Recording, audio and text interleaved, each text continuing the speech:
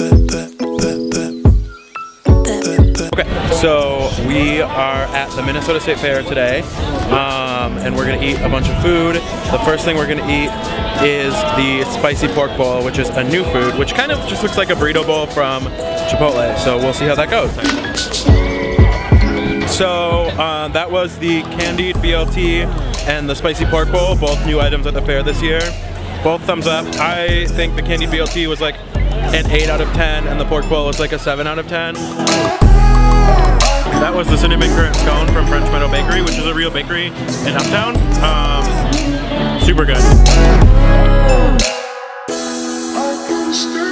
Alright, so now we are in line for one of the fair's most hotly awaited items, the Carpe Diem, which has taken Instagram by storm, and I'm pretty excited about it.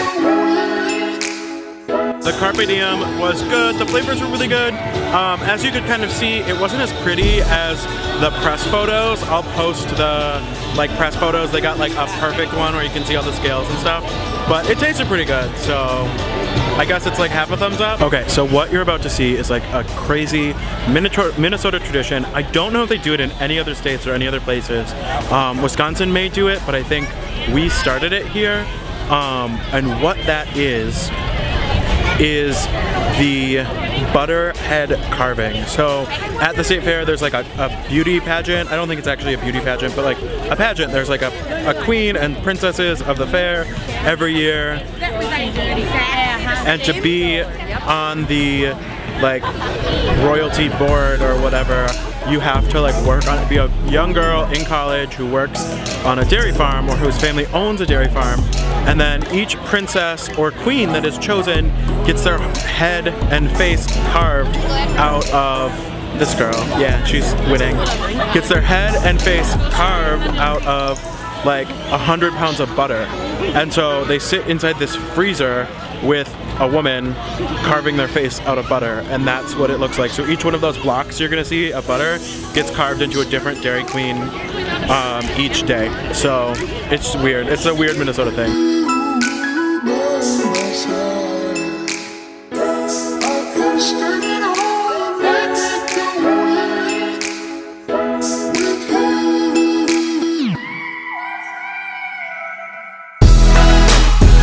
This place, that place, Sweet Martha's Cookies, is like a huge fair favorite. Like there are people that like literally buy like buckets of the cookies and bring them home to like freeze and eat throughout the year because they're like warm, like very delicious. They're little cookies about like that big, and people absolutely love them.